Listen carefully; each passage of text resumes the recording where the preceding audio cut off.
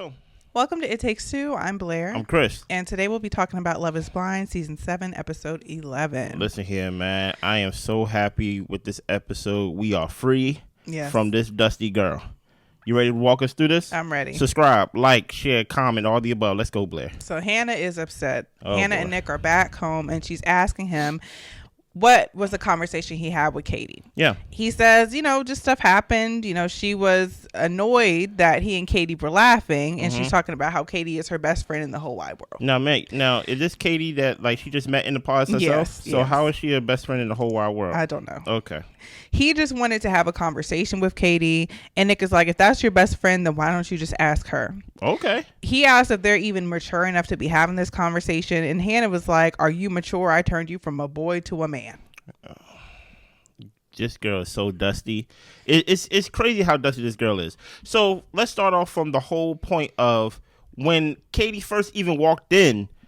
This girl Hannah basically bum rushed her and say, Nick want to talk to you. Nick. Exactly. Nick. I'm just like, and now you want to know what they talking about. How come you ain't stick around since you want to start off and do all those things? It's just like her insecurity is bleeding through her. Yeah. And it's crazy. And it's to the point where you can't even say nothing about her because then you will be the bully because this girl is that insecure, Yeah. And my thing is, you're big and bad confronting Nick when Katie was the one talking about how hot he was. Why didn't you check her in the moment? You ain't say nothing. So she's talking about how she was fun in the pods, but she hasn't been fun out in real life. She has just really been stressed out. And she's like, my mom even noticed. Katie kept telling her how attractive Nick was. And Nick asked, so what does that have to do with me? He said that has nothing to do with me. I ain't do anything. And Hannah says that she's just hurt because it's her fiance and her best friend. And Nick says, you're not secure in this and you don't trust me. Hannah says that she doesn't know if she trusts Katie. Okay. Nick tells her he doesn't understand her frustration. And Hannah says it's just all about respect. Yeah. She wanted to show her fun side. She tells him that he looks hot now. And he's pissed. Basically it was a meaningless conversation he had with one of her best friends, and he's wondering why is she grilling him. Yeah. Nick says that he can't be himself, he can't dress up, he can't basically do anything right. Hannah's talking about it's 1:30 in the morning, they should talk tomorrow, they should end the conversation. Yeah. And Nick asks, what could he have done better? Is there anything that she's mad at him about? And Hannah says no, and then she kisses him. What are your thoughts on the scene, Blair? Hannah's a maniac. Yeah. Nothing's going to make her happy. Nobody's going to be good enough. So Hannah, you should just be in your own presence, and since you're the perfect person, pretty much. So yeah, there's so much to read Hannah about. So I'm gonna get to reading. What Hannah was trying to do was make him mad so he could seem masculine, because this is probably the most masculine Nick has been this whole series and things like that. And then in the moment where he was masculine, she was trying to get him to let's go to bed, because she wanted to basically have sex with him and things like that, because oh, you're turning me on because I'm mad and you're mad and things like that. No. Number two, the reason why Katie is her best friend is because this is what ugly girls do. They attach themselves to pretty girls, and now they're like, oh, that's my best friend. She don't know Katie from a can of paint. No. Literally just met her on the set. So Katie is someone that she basically ascribed to want to look like. And she's like, oh, that's my best friend. Like what did you and my best friend talk about? And when Nick actually tells her, she said, well, you was talking to her for 40 minutes and you just summed it up in 10 seconds. What else do y'all talk about? And Nick's whole point is like, I don't really care about the conversation. You care about the conversation. So why don't you ask her? Hannah is just insecure and a bully. That's basically what it comes down to. Let's move on. So Taylor and Garrett decided to go to San Diego. Yeah. Apparently they didn't sleep all night. Taylor was up crying, and they had just one of those super long conversations so they can get through the issue. Stop right there. Garrett, be prepared to run away from this girl. Because for her to crash out over this, she basically crashing out over this. It's not even about the ex. Can you be friends with any girl? What if you have a colleague that is a woman? What if you have anything? I think Taylor, she should not use her past experience to basically project and put on Garrett oh my goodness, don't do that, because I'm 200% in this. Don't do that. Garrett, beware. I don't know. I feel like Garrett was changing his story, and that triggered Taylor in the fact of why is he lying to me. So I don't fault her for being upset, and I feel like that's something they did need to talk through, and he needs to be more upfront. I don't know why he was switching his stories. It did make him come across as not trustworthy. She almost was crashing out. She was crashing out outside. Yeah. Before she even knew that he changed the story. So that's why I'm like, I don't know, man. Beware. So she wants them to table their issues so they can enjoy their time with her family. He didn't do what he did intentionally or maliciously, so that's what she's trying to hold on to. Okay. So the family came out to support and to meet Garrett. Taylor shows everyone they pretty much had to record their own time with her family over there on their cell phones, but it seemed like it was a good turnout for support for them. Okay. Tyler and Ashley go go-kart racing. Okay. And he keeps saying he's sorry. Ashley tells him that the shock has worn off. She wants him in her life no matter what, and she's open to seeing what it would be like with the kids in their lives. Why? So Ashley tells him we're getting married, and she was like, if any more cats crawl out the bag, then that's it. I think this is probably the worst season of Love is Blind for me. I ain't gonna hold you. And it's like the drama is not even like for one, the drama just making everybody look dumb. Like, Ashley, why are you like, I'm with you no matter what, and I want to see how our lives would be with like the kids in our lives. Number one, the man is a stranger, and these 3 kids gonna be even more stranger. You don't even know how all of them interact together with the lesbian couple and him. Like why are you so why don't you think of yourself higher? Like, that's all I could think of. It's like, Ashley, you can, you came on a show to get someone who you probably wouldn't even encounter if you was to go dating on your own. Yeah. And it's like you got the worst guy where you can literally do that on your own. You could do better by yourself, in my opinion. That's just my opinion. I just think the love bombing got to her. He told her all these sweet things. He's treating her super nice. But the fact of the matter is that he lied. He keeps on lying. Yeah. And his situation is messy. So if she wants to be a part of that, then hey, go for it. I mean, I can't convince her otherwise. It's so crazy. Yeah. She couldn't do worse if she was to try. She literally couldn't. Right. It is what it is. So next we have Marissa and Ramsay's. They fill out their marriage license certificate. Yeah. And she has to remind him of her birthday and her phone number. Yeah, I don't trust them as a couple either, but I told y'all about them in episode 1 as well. Chris been right basically this season. It is what it is.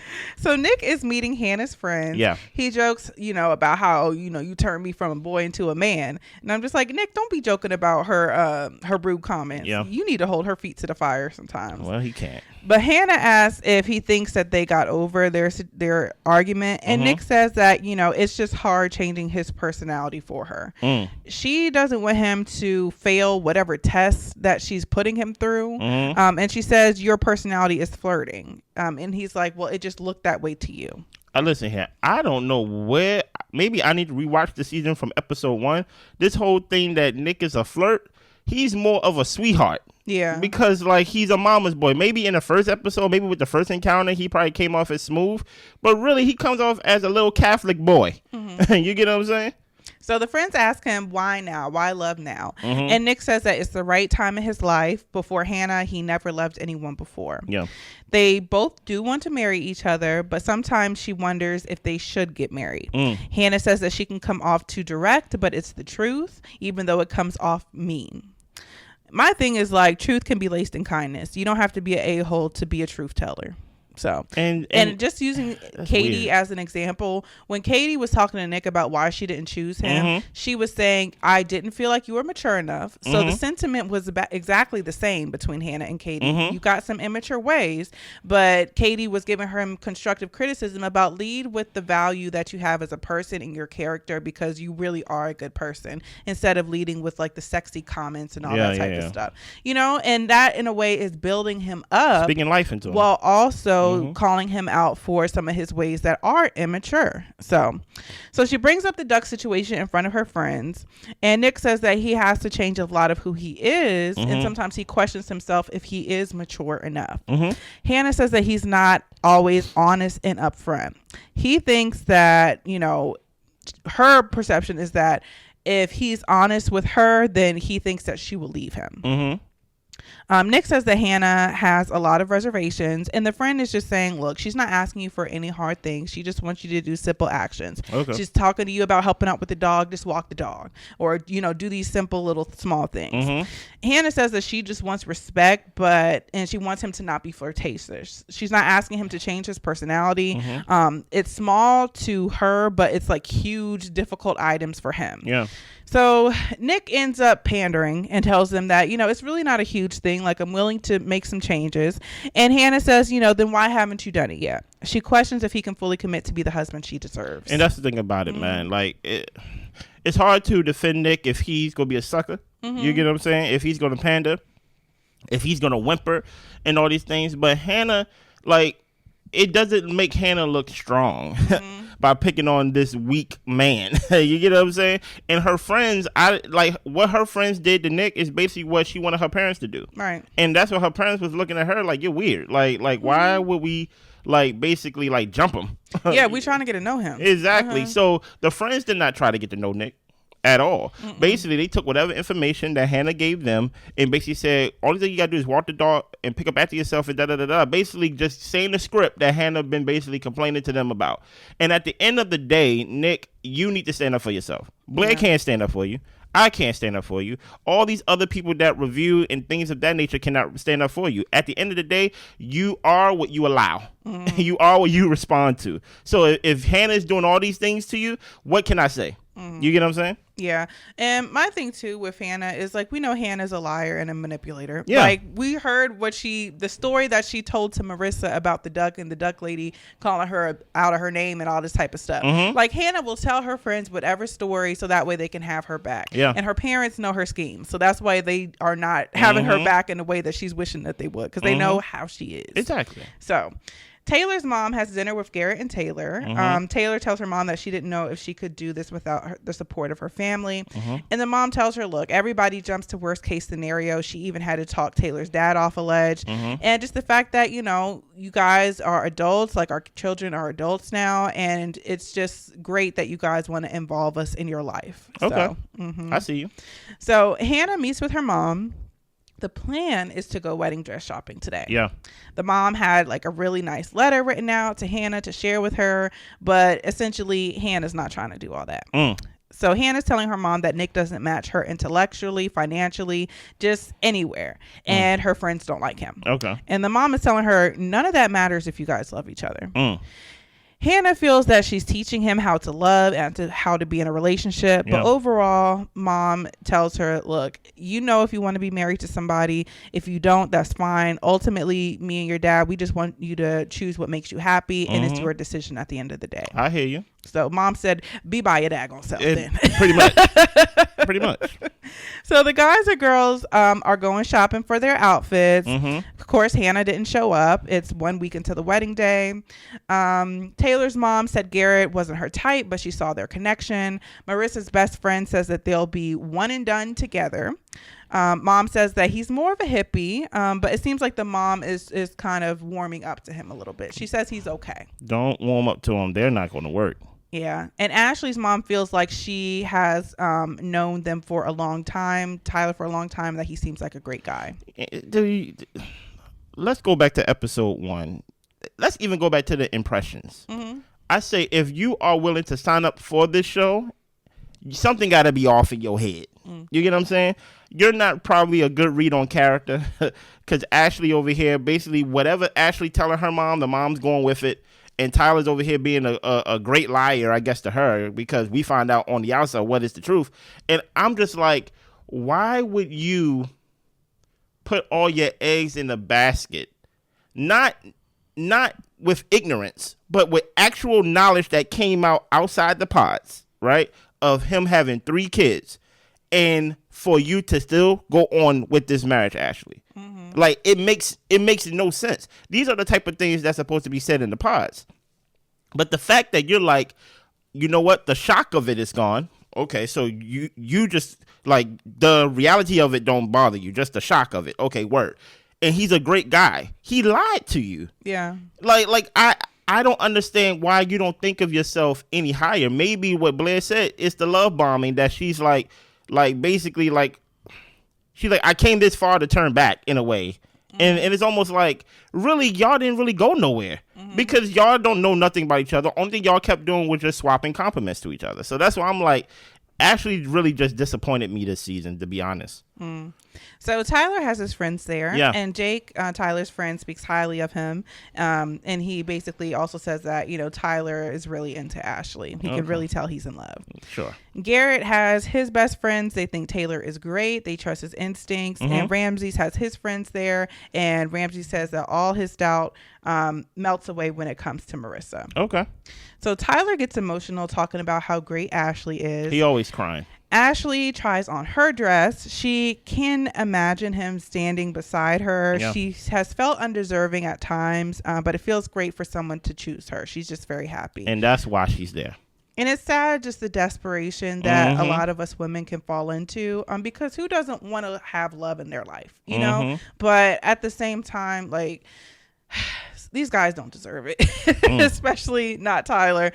Somebody who's going to manipulate you to get you down the aisle. Like, that is awful. Yeah. So Ramsay's learned from his past about not being the best husband, but he has a really great connection with Marissa. Okay. So Marissa tries on a couple of dresses. The first dress was kind of a little bit too little girly for her. And the mom is talking about how Ramsay's, she saw in an instance where he dropped everything to, help Marissa out and do something that she needed. And he seems to be very genuine. Okay. So Marissa finds her dress. She starts crying, and she's talking about how she feels like an adult. Like, because she's so playful and young at heart, sometimes she doesn't feel like a grown woman, but she feels like the 31-year-old woman she is. Yeah. Garrison says that Taylor is the right person for him. He talks about how he goes by feeling, and he just doesn't want to lose her. He knows that her parents are a big influence, and anything could change her mind. Okay. But Taylor tries on her dress. The first dress, mom was 100% sold on it, and I wasn't 100% sold on it either. I was like, I think something better could suit her. Oh, the mom was 100% sold on it? Oh, she wasn't. Okay. Yeah.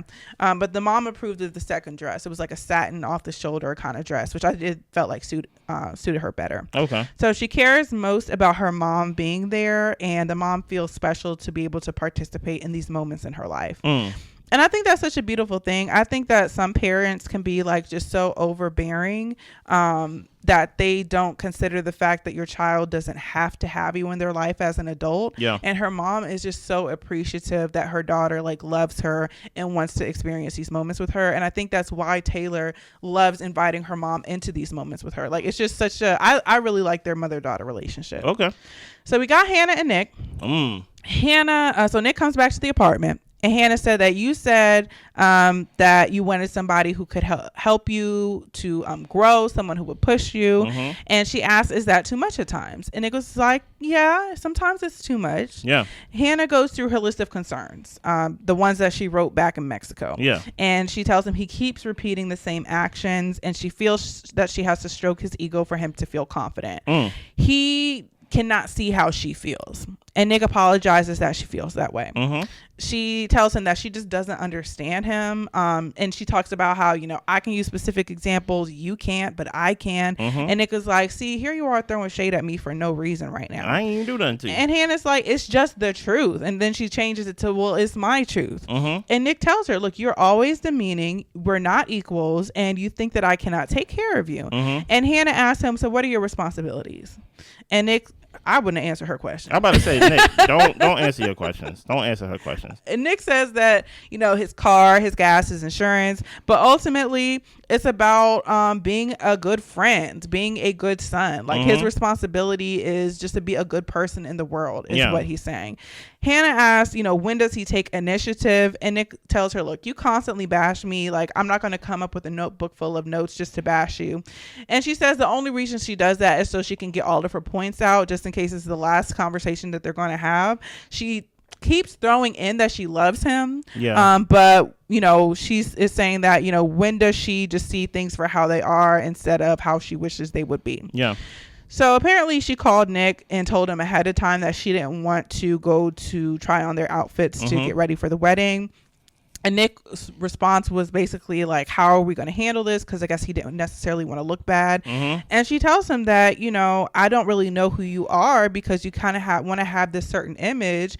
And she tells him, I can't read your mind. And Nick tells her, well, this is me, the person that you've been interacting with. This is who I am as a person. Yeah. So Hannah talks about how she feels manipulated and weak. I was like, really? He tells people what they want to hear. And Hannah says, sometimes you need to be real and honest. She says, this isn't going to work and we're not going to get married.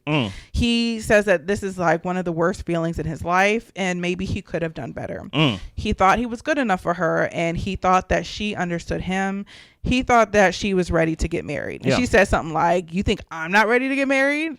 Basically like, you're the problem, Nick. Yeah, of course. So Nick said that he wouldn't have said no at the altar. Hannah says that she's done trying. They both do love each other, though. What is your thoughts as we hopefully get the last scene of Hannah on this show? Yeah, Hannah's just an a-hole. Like, that's pretty much all it is. She's an a-hole. She doesn't know how to be tactful. She doesn't know how to be kind and leave people with a sense of dignity in who they are as a person. Yeah. Like, I'm glad that Nick isn't with her anymore. And I hope that Nick doesn't allow this to tear down his self-esteem, and that he can realize that, yes, he has things to work on, but it should never mean that somebody should degrade you because you are lacking in some areas. Everybody is. Look at all the areas Hannah's lacking in. Hold on. Let's start with employment. So it's just like, just because you got things to work on doesn't make you a horrible person. And I feel like that's what she was trying to do with him. And for her to say she feels like manipulated and weak, I'm just like, that's just gaslighting. Yeah, I'm just like, Hannah, please, bye. Yeah. She's very condescending. You get what I'm saying? But let's list the ways of like just Hannah. Let's just read her as a person and things like that. And these are not me being mean. These are just the truth and things of that nature. She said, I'm not ready to get married. Well, obviously you came to such dire efforts to get married that you signed up for a show where someone you have to pick blindly. So obviously you're no one's trophy on the outside. I mean, or else you would have been married, or else you would have been with somebody. Also, like, just all the things you do to basically be passive aggressive, like wearing those boots to like the photographer, things like that, like on purpose, so you could be taller than him and things like that. Like, those are the type of things that she does. She does things passive aggressively because she's a coward. And guess what? The thing about it is, when people see you for who you are, it really shocked the system. That's why when he was doing the little duck thing, when he was doing the duck race, and that stranger from a whole nother country clocked her, don't even know her from a can of paint, said, "Oh, your girl jealous. Tell her don't be jealous." And she had nothing to say, and now she's mad because Nick didn't defend her. But really, truth of the matter is, just because you can bully Nick, you can't bully everybody else out here. And that's probably what it is. You've been bullied. You've been basically skipped over. That's why you try to hang out with the pretty girls and things like that, because that's what you want to be. And I hope you really do work on your confidence and things like that. I see her in real time today. She's basically saying, like, she see how she is on Love is Blind, and she go put herself in timeout. She lost more weight and things of that nature. She still look dusty to me. But my whole point is, like, Hannah, we met people like you before. You get what I'm saying? Even those type of girls that be like, you know what, when she was criticizing even like the way he have sex and things like that, like, oh, Nick is not open sexually, he kind of have sex like an 18-year-old. You see me, I'm open and all, and I'm all this adventurous because you had to be. Because you don't have to look, so you have to lead with sex. You have to lead with your sexuality, because guess what, there's always a guy who is willing to put his thing in any hole that he sees. So my whole thing is, Hannah, I hope you get the help you need and things of that nature. Not in front of us. I don't want to see you no more. No, I don't need her on the TV. I don't even need you at the reunion, to be honest. Like it's just to the point where, like, you think you're doing a good job of hiding your insecurities, and that's why a lot of people really not really going at you as much, because then we would be bullies. We know and see your insecurity for what it is. And there has been a lot of discourse online about, like, if Hannah was a man, like, probably production would have stepped in because of how bad, like, for sure, a man was like degrading a woman in this way. And I'm just like, yeah, like, I don't take it lightly because she's a woman. Like, she is being like abusive to this man, and I don't take it lightly. No, so. And it's not funny. Yeah, So we got Marissa and Ramsay's. They're enjoying some hot tub time. Marissa wants this to be her first and last marriage. She doesn't want divorce to be an option for them, and she talks about, she's willing to be unhappy for 5 to 7 years. And he's like, that's a long time to be unhappy. She's like, I just don't want us to jump into divorce. Like, I want us to take our time. Hold on, that's strange. What, like, how that even come up that she's willing to be unhappy for 5 to 7 years? Well, because she doesn't want to have divorce as an option. She's like, if we even think about it, like, let's take time, because she's talking about, you go through different ebbs and flows in your relationship, so give things time. Basically. Yeah, but to say, like to say unhappy, to shade, like there's 365 days in a year. Yeah. So you mean for more than half of that year, then you could like count that year as I've been unhappy. So I can understand with Ramsay saying that's a long time. A year of unhappiness is a long time. Yeah. So for her to be like, I'm willing to be unhappy for 5 to 7 years, it's like, hold on, what is your mindset on for you to even like say that? Like that would be my concern with that, you know, outside of just like, oh, I don't want to jump into divorce. Okay, cool. There's one, being divorced is one thing, but willing to say you're willing to be unhappy for 5 to 7 years is another thing. Because my thing is, if you're willing to do that, are you willing to put that on me too? Do I got to be unhappy for 5 to 7 years? Because I'm not signing up for that either. I think he does have to be that like, way. don't speak for me. You get what I'm saying?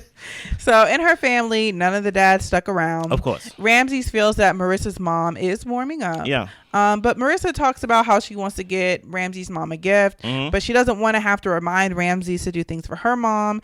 And Ramsay is telling her, like, you're kind of like jumping around as far as like everything you want to do and what you want me to do. Like, because she's like saying she doesn't want to have to remind him, but he's like, we ain't never talked about this. I know. This is your first time bringing this up. Exactly. And Marissa was like, well, just bring her flowers.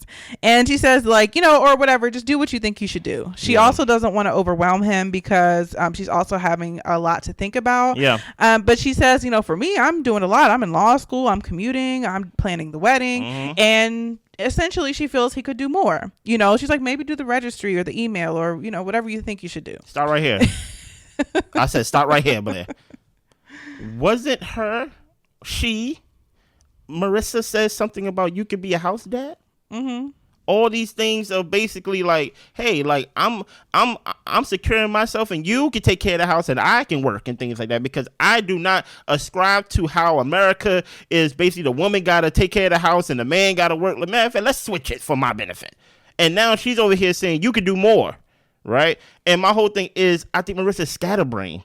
Like it's too much going on in here that it's just coming out the mouth. I watched a TikTok of her. She said that I think she did say she had ADD. Yeah, like she's scatterbrained. Yeah. And me personally, I would hate to have a conversation with someone that as soon as a thought enters their head, it comes out their mouth. And now I have to respond to something that basically you didn't have the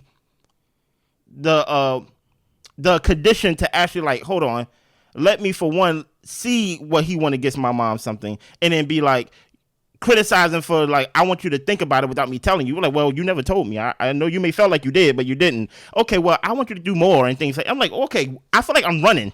Yeah. Like, can we like slow down a little bit, you know? And she says that if she didn't bring it up, is it something that he would think about? He talks about how he's more focused on the relationship and them just being good. And he finds it hard to find the energy to focus on things that don't seem as important. And she says, well, that's you falling into the men thing. Ooh. I talked about this episodes ago. And she says with children, she knows that she'll be the one to have to carry the mental load, and it just feels like a lot. How you know? Yeah. You didn't even give me a chance to fail. Yeah. It's like you're running so much in your head that like you already jump into conclusions of what you have to do, right? You didn't even it's like you just have a thought and it's not even an experience. It's just a thought that like, oh, I may have to carry the mental load. I'm sad because I got to carry the mental load. You didn't even bring it to my attention and see what we can do to avoid it. And I think that's my issue with like Marissa and just a lot of these people on the show is it's like they don't think communication is like part of the relationship. Like I shouldn't have to tell you this, or I shouldn't have to say this, or whatever the case may be. And it's just like you do kind of need to lay things out to your partner, especially if the person is just meeting you and they don't know you at all. So you do kind of have to talk about your expectations and what you would like and just see how they respond. You know, a lot of the times I feel like the good thing about some of these people is that they are open to rise to the occasion. And I feel like Marissa isn't allowing Ramsay the chance to do that. And I do feel like with guys, you guys have like a different set of priorities or thinking of certain things are important. And maybe that's just a person to person, a different person type of thing. But I feel like with women, a lot of the time we are kind of looking over everything in totality and figuring out how we get everything done. Whereas the way that Ramsay's is thinking, it sounds like, well, I don't have to worry about the wedding stuff because I'm focusing on the marriage thing, and Marissa's going to handle that anyway. And that is unfair. That is really unfair. Yeah. But I think that she just needs to tell him, like, hey, maybe she needs to delegate certain assignments to him of what she needs help with. I understand where she's like, it would be great if you had more initiative and would just pick up, where I'm lacking or whatever. Yeah. But that's not always going to be the case. And if the person is willing to help, like, I feel like you got to have appreciation for that too. Yeah, but I don't know where you're lacking. Yeah. Because you're telling me where you're lacking while criticizing me for not like knowing where you're lacking. Yeah. So like you're doing everything in one sentence. So I think you have a great point when it comes to about her feeling like, oh, the men feel like it's more important to deal with certain things and they deem certain things important, and Marissa kind of feels like, the wedding's important and like it's not fair to Marissa. But I don't think Marissa fall into that category, right? I'm going by new information you told me. If she have ADD, you say, right?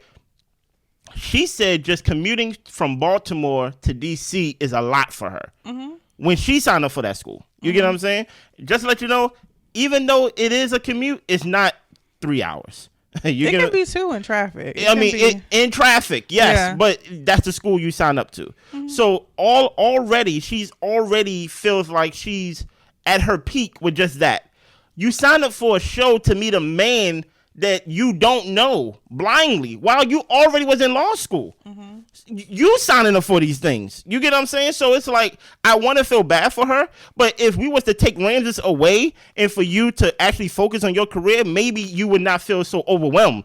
But you sign up for the show, you sign up for marriage, you sign up for the potential to get pregnant because you want to be married to this guy and things like that. And I'm like, hey, how about you scale back besides criticizing me for not taking initiative? I'm new here just like how you new here. And to criticize the thing that she said, which I did not like because I knew that it was going to come up. The day that Ramsay start acting like a man is the day that Marissa's going to be like, you're doing that man thing again. What do you mean I'm doing that man thing? I'm a man. And you have to accept my masculinity for what it is. It may not be what you like. It may, and this is Ramsay's fault because he want to do all that pandering for like 11 episodes. So when he finally says, "Hey, I'll handle this the way I want to handle it," oh no, you're doing that man thing. Oh well, that's how men do. You get what I'm saying? So at the end of the day, Marissa, you are marrying a man, and one day we hope that Ramsay will show him true self and that he don't have to pander, and we hope that you like him for who he is, besides the guy that he's showing himself to be on the show. Yeah. So Tyler and Ashley go skydiving. I'm tired of hearing their names. Ashley had a great time. Tyler said that he would do it again, but to be honest, it didn't look to me like Tyler had a great time. I felt like he was lying. So I'm like, I'm picking up on all Tyler's lies. I'm about to say, Tyler's just a liar, isn't he? But they have a picnic. Yeah. Tyler says, this is the, best experience of his life until next week. He is ready to jump into his life with Ashley. Okay. She feels that they can tackle anything like giving birth. She says, all you got to do is donate your stuff. And he acts like annoyed because he's just like, well, we're married. I'm not like just donating my stuff to you. So even y'all conversations is stupid to me. I'm over y'all. Yeah, it's like, go ahead and have the 4th baby. Exactly. Ashley. Yeah, so it's cool. Taylor and Garrett have dinner at Art Tech House. Garrett is super happy. He's excited for the wedding. Like he's liking all of the art installations. Like Garrett seemed like he was like on cloud 9. Like he was enjoying himself. He ain't never going back to Virginia to visit his mama. Okay. He says he's been more happy than stressed during the process. Yeah. He has been her best friend during the whole thing, and she does love him. Yeah. So he's happy to leave all that dating behind. She's like asking, you're going to only be going on dates with your wife from here on out. And he's like, well, that's the whole reason I go on dates is to find you, to find the person that I'm going to spend my life with. Yeah. So he is very relaxed and happy to have found Taylor. Taylor tells him don't get too comfortable. And apparently that's the advice her dad gave to him as well. But she is very sure and she is happy. I see red flags and maybe I'm making them up. If you're everything to her, that's even Superman can't carry that and things like that. I understand. I want to see Taylor more around, even though she do live with her friend in DC, but she plan on moving to San Diego where her family is. Outside of her family, I need to see Taylor more around her friends and things like that because that's the way I view it, if I bring you to my home turf, Garrett won't have no friends out here. So Garrett would just basically be with me, and he'd be isolated in San Diego, and he won't have nobody to call his own. But let's say Garrett get a job out there, and he get colleagues and things like that, and he gets friends that are not only male. I wonder how Taylor will deal with that, because she was about to crash out over a text that he liked. This is before she found out that he responded. Keep your eyes open on that, Garrett. I'm telling you. So it's 2 days until the wedding. They've come across another issue. Oh, boy. Between Marissa and Ramsay's. Oh, boy. So they're talking about how it's not just love. There's other things that they have to work on. Marissa tells him, you talk to people, then your mind starts to wander. Sometimes outside influence isn't helpful. Those people didn't get to experience what we experienced together. Ramsay says, if this is it, this is it. He knows divorce isn't an option for her. And Marissa tells him the risk is we give our all and it doesn't work out. And that's just the risk of falling in love. So I think Ramsay's, because you know how they like to throw us in the middle of disagreement. They never show us the whole thing. I don't know what's going on. So it sounds like Ramsay's is having some second thoughts about getting married, and especially with Marissa wanting this to be like her one and done, and she's taking this very seriously. I think he's getting a little bit scared about how serious this whole marriage thing is going to be and how much he's going to need to commit to this. Especially since the first marriage didn't work for him. Right. So it wasn't that serious to him that he stayed in it. What do you feel about Marissa and Ramsay overall? I feel like they don't need to be together. Me neither. I think that they don't align on a lot of their core values. Whole time. And I just don't think that that's going to lead them to anything positive. I feel like they can't even work through their issues. They say they do, but like you said, they just hug and pat each other on the head when they're having disagreements and try to talk softly and just hug each other. Right. But they don't actually come to mutual understanding. Yeah. So I don't see it for them. Yeah. But if they're able to work it out, great. But their core values are too different. So let me speak Marissa's language with the whole masculinity and the whole men and discipline and things like that. If it is true that she has ADD and she's been leading this relationship in the sense of conversations, initiatives, and just the mood of the house and things like that, and Ramsay and when I say leading, I don't mean leading without someone pandering. And Ramsay is not pandering, meaning that he's not.